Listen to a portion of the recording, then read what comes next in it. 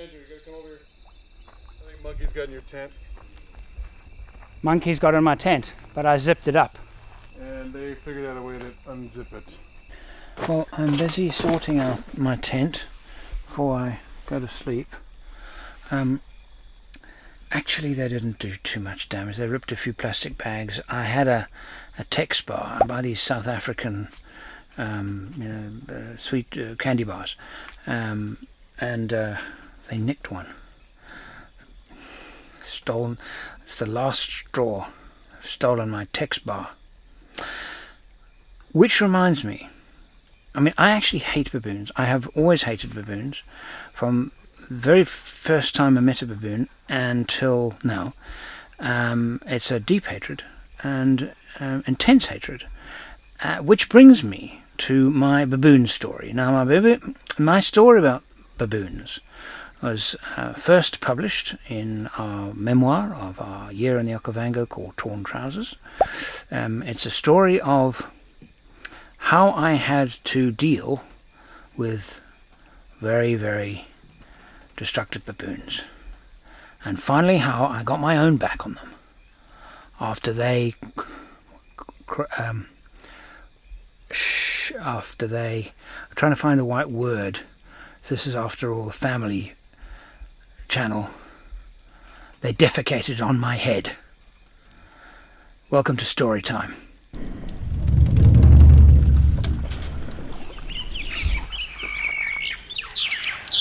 I'm at Okavango National Park in Zimbabwe. Early morning.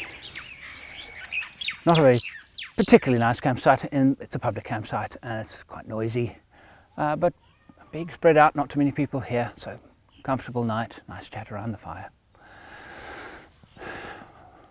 And there are no baboons here. We haven't been troubled by baboons, and this is great. Sitting around the campfire talking about stories, as you do, talking about bush stories. This is my story. This is one of my best bush stories. It's the one that I've been asked to tell more often than any other story. Why I hate baboons.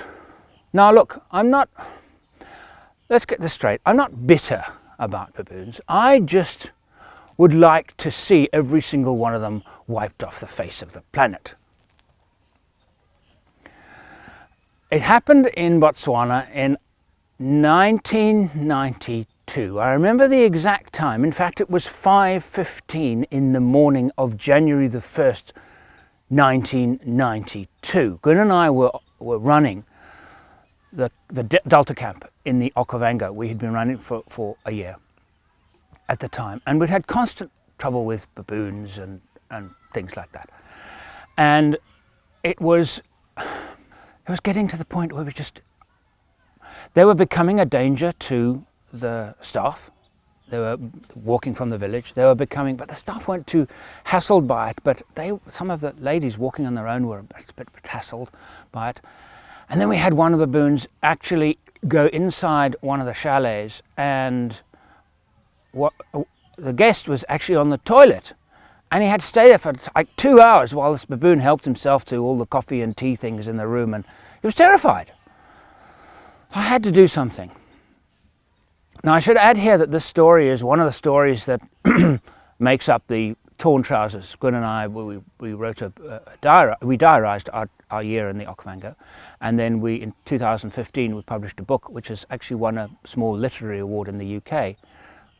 For travel writing, and it's our memoir of our year in the Okavango. And this story comes directly out of that. And this is absolutely true. It is absolutely true. The whole book is absolutely true. But I just wanted to say that because you can't make this stuff up. The baboons were becoming a problem, had been for a long time, and now it was getting to the point where they were endangering people. Had to do something about it. Contacted the wildlife authority and said, you've got to come and shoot some baboons. Now what happens is the baboons are led normally. They're a troop. They are led by a number of alpha males.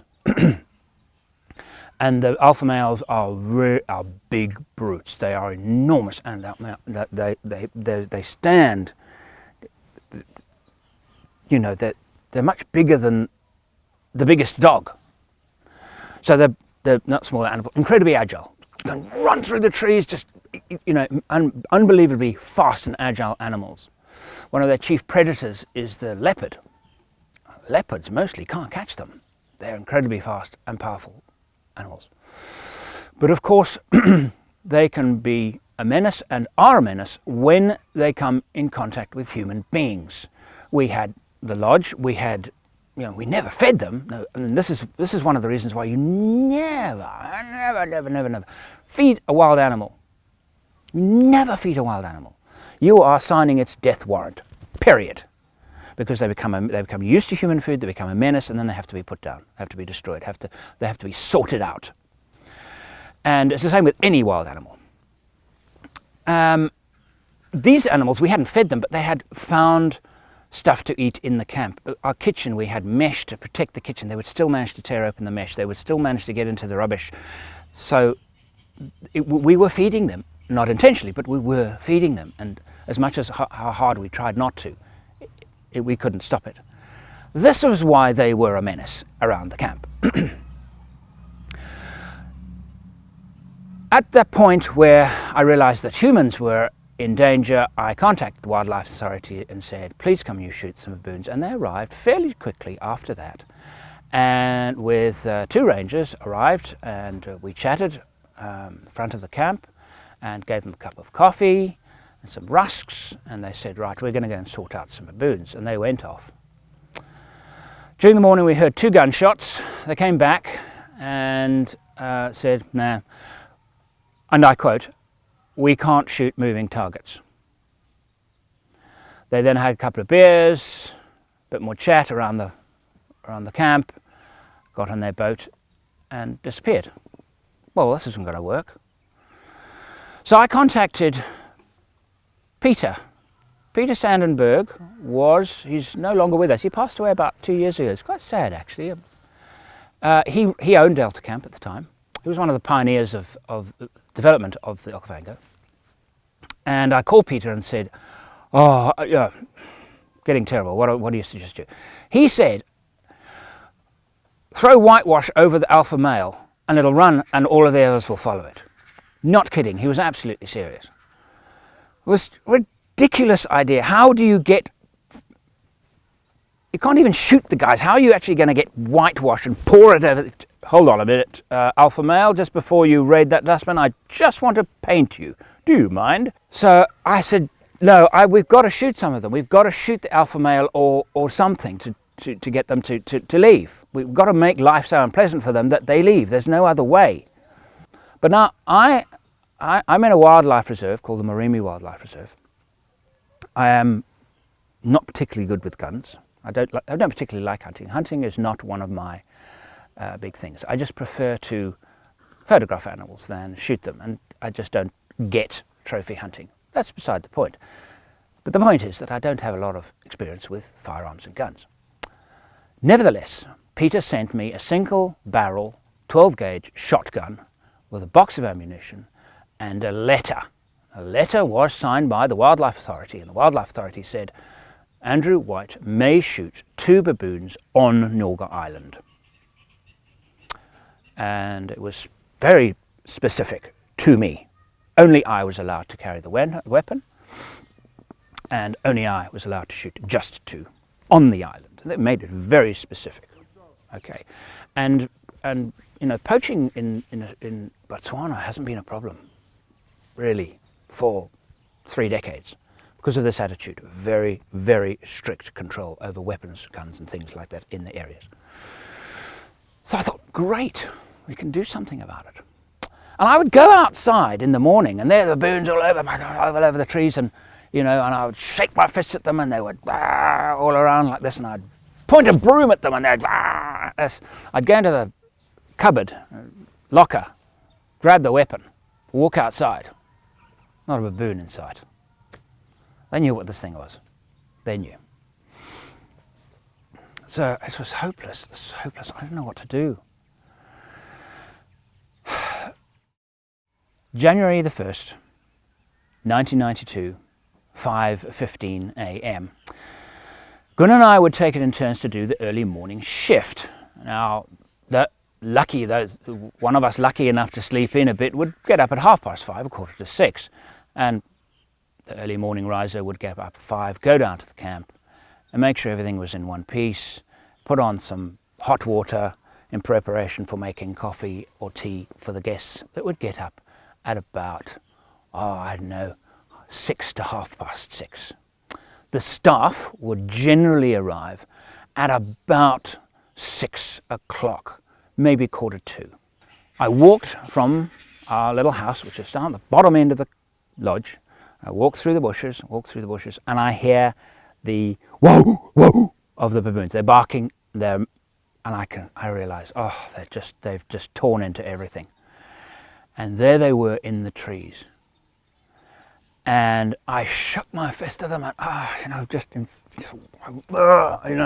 while I had the weapon, I didn't really have a solution because I really didn't want to wound one, but I had to do something. So I ran inside and grabbed the gun and pointed at them, and they just stuck around in the trees. And this morning's not the time, so I put the weapon back and I came back.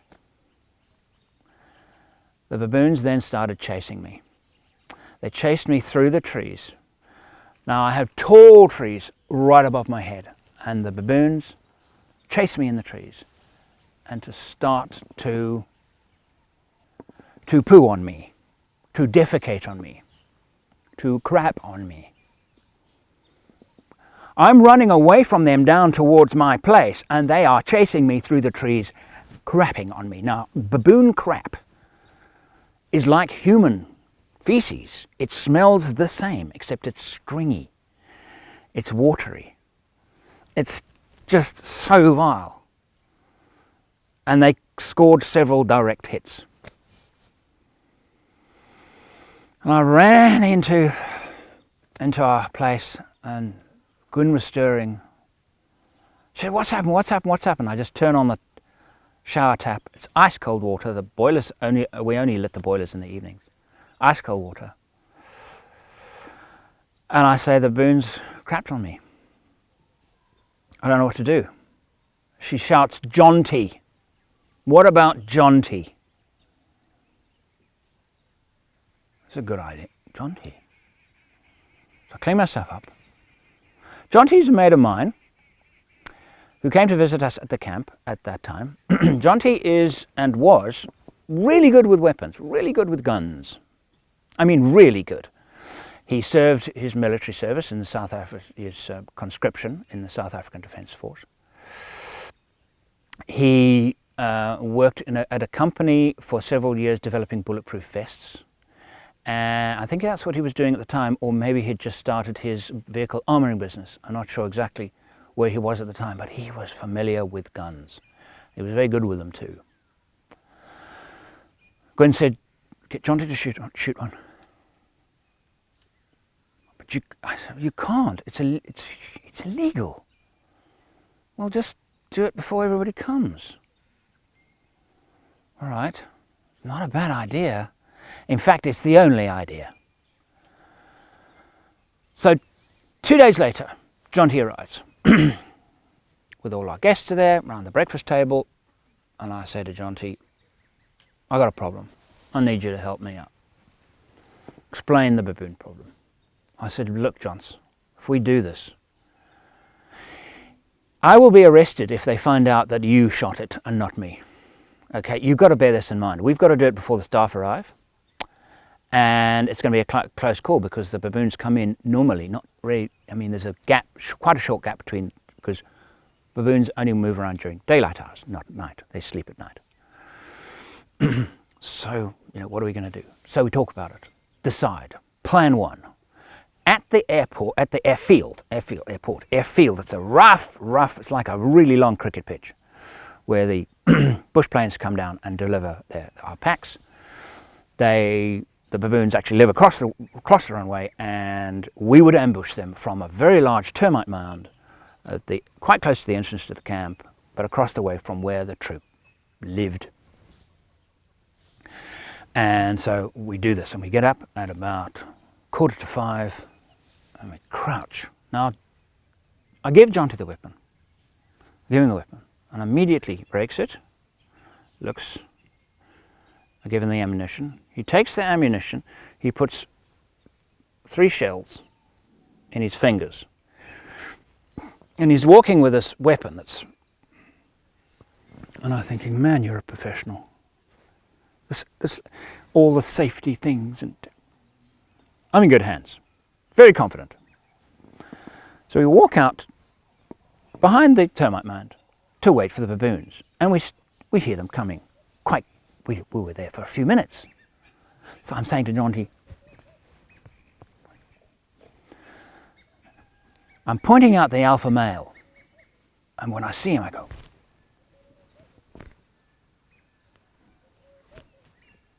so I'm saying target 1, target 2. He gets it. Puts one down the spout, but he doesn't cock it. He closes it, half closes it, and holds it half closed like this. Still got the other 2 shells here. They start to move closer. They start to move closer. They start to move closer. And he fixes on the target.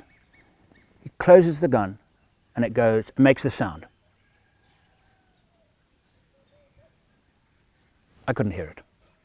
They could, and they just scattered. He stood up, broke the weapon. This baboon rolled a cloud of dust. He's hit the damn thing, and it's not moving. I can't believe it. It's not the alpha male, but it's number 2, target number 2. So I say to Johns, give me the weapon, give me the weapon. Now I know the sound, the crack of the rifle will bring people running. So he gives me, I say, come on, I take out the thing, just give it to him, put it in the pocket, close it. We walk out. That second, coming down the runway, the staff, Matanta, the man himself, our deputy managing director and joke maker from the book, sprinting down the runway, like flat out down the runway. Stop. Dust. Dead baboon. We arrive. There's a hole in the baboon's head. Here.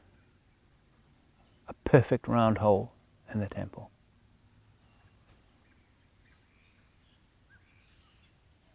I say to Jonty, good shot. He doesn't react. No reaction at all. So I say to Montanta, well, dig a hole. Now he's looking, the staff are looking at me as if I've just descended from heaven. I, the first person on Yorga Island to hit a baboon with a gun, and not only that, I shot it in the temple. I see this sea of adoration.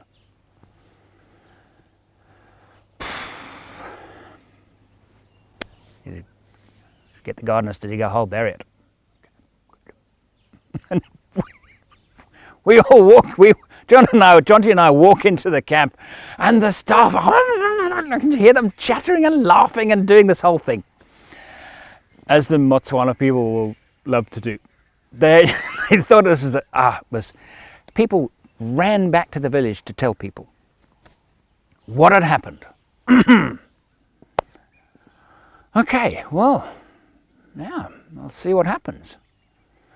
Next morning, Gwynn wakes up, early morning call, goes down to the camp, baboons everywhere. They didn't do to her what they had done to me, but baboons everywhere. It's not working. Johns, we've got to do it again. We've got to shoot another one. We've got to try and get that alpha male, and we have to do it inside the camp.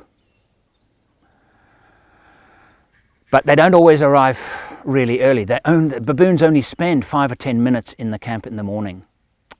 So the window is very short. And I'm starting to get a bit nervous because the staff would be coming in and I was a bit nervous about it, but I said, we've got to try it.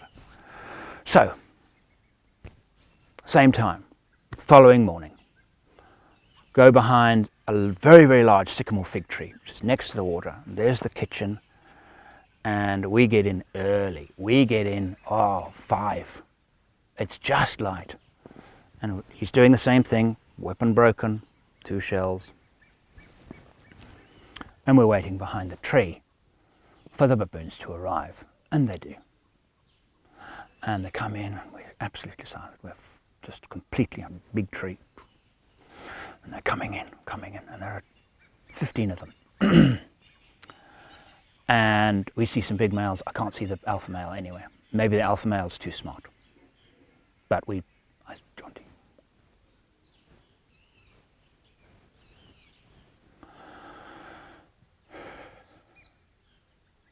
There was a clearing in one of the big trees, and they were leaping from tree to tree. And Jonty saw number 2 again, saw it as a target, isolated the target, and I could see him looking at the target. And he closed the weapon, and it made this sound. It made no sound at all. They just scattered. The trees exploded into life. This one baboon ran between 2 branches and leaped. I'm not kidding, leaped between 2 trees. I mean, it was a huge leap. Jonty goes, and in one movement, gives me the gun.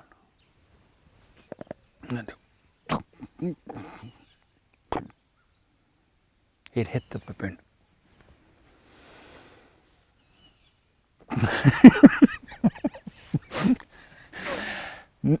Screaming from the staff. They come running through the camp. As they come in, we haven't even reached the baboon yet, which is actually on a very low branch. It was lying there, dead. A very low branch in a tree. Matanta and a few other people running into the camp. Dead baboon. Matanta runs under the tree, jumps up the tree, pulls the baboon off. The baboon lands on the ground. And we arrive. And he kicks it over with his foot. And it has a bullet hole in the head. I kid you not, it is here. It was, you couldn't have measured, it was there. Jonty looks down and says, "Oh, nice shot, Andrew." These people, for years they sang folk songs about me in the village. That was the final result of my superb shooting acumen in the Okavango. It did solve the problem. We had no more baboons coming into the camp and causing trouble until we left, which was about 4 months later. It's a true story. To this day, I still hate baboons. It's a long time since then. I shouldn't hold this bitterness. But they raided my tent the other day. They have learned how to unzip tents. They're smart. Maybe I just don't like beings that are smarter than me. I don't know, I haven't figured it out yet. Anyway, thank you for listening. Hope you enjoyed it.